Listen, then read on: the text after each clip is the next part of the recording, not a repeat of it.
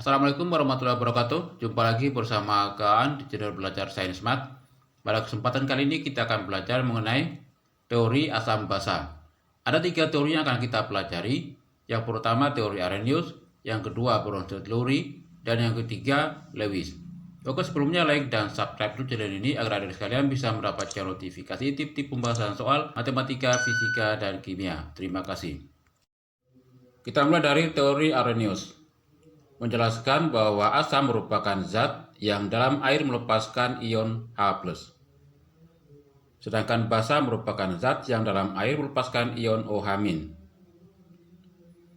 Untuk asam Arrhenius ini dirumuskan atau perumusannya adalah HXZ. Dengan reaksi ionisasinya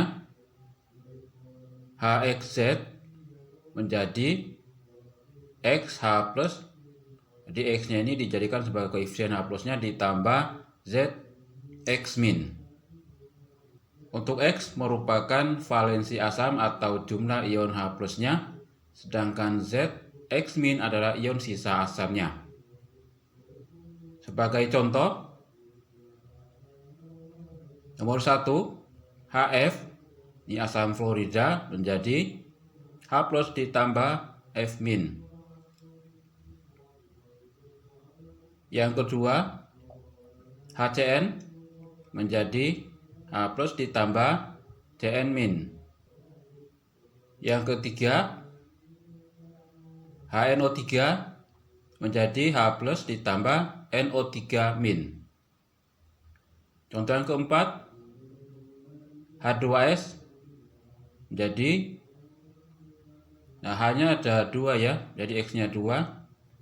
Ya, jumlah ion H+-nya 2H+ ditambah S2-. 2- mengikuti 2 dari koefisien H+-nya.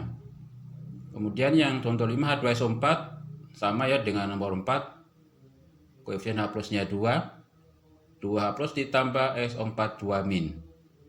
Kemudian contoh yang ke-6, H3PO4 menjadi koefisien H-nya jadi 3 ya, 3H+ ditambah PO4 3-. Contoh yang ke-7, H3PO3 sama ya dengan nomor 6, 3H+ ditambah PO3 3-. Selanjutnya untuk basa Arrhenius ini merupakan hidroksida dari logam. Untuk perumusannya kita simpulkan dengan MOHY. Reaksi ionisasinya MOHY menjadi My+ ditambah YOH-.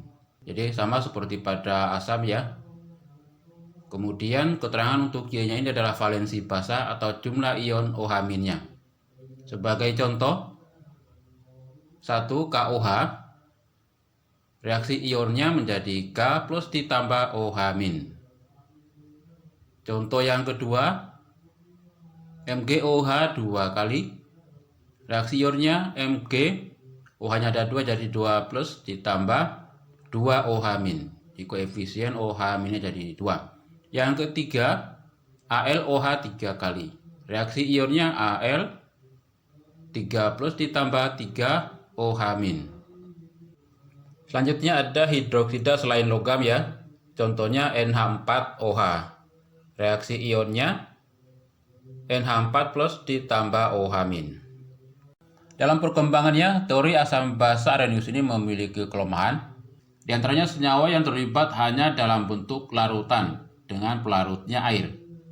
Selainnya tidak berlaku.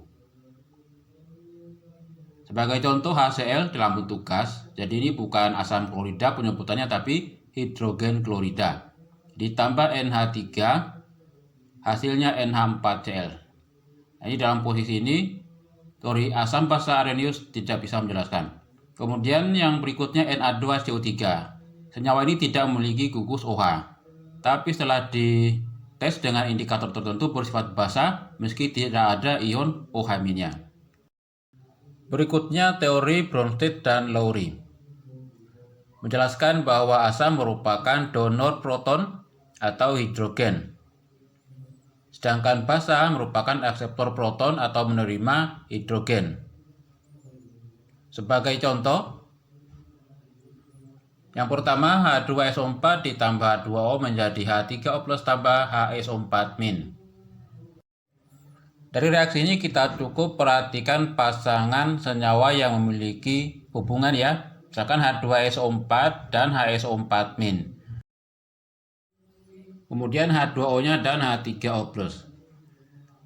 Setelah itu untuk menentukan asam atau basa konjugasi, H2SO4 di sini terlihat jumlah H-nya ada 2, berubah menjadi 1 pada HSO4-. Ini menunjukkan bahwa H2SO4 memberikan 1 atom H pada H2O sehingga menjadi HSO4- dan bersifat sebagai donor proton sehingga H2SO4 sebagai asam. Sedangkan HSO4- menjadi basa konjugasinya. Selanjutnya untuk H2O, kalau yang H2SO4-nya asam berarti H2O-nya otomatis basa karena menerima atom H menjadi H3O+. H3O+-nya sebagai asam konjugasi. Jadi yang sebelah kanan ini merupakan konjugasi semuanya dari yang sebelah kiri. Contoh yang kedua, Cn- ditambah H2O menjadi HCN ditambah OH-. Sama seperti pada soal yang pertama, Cn- berhubungan dengan HCN, kemudian H2 berhubungan dengan OH-.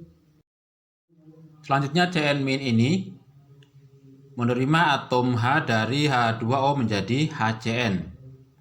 Berarti Cn- bersifat sebagai akseptor proton, menerima hidrogen bersifat basa. Sedangkan HCN-nya menjadi asam konjugasinya.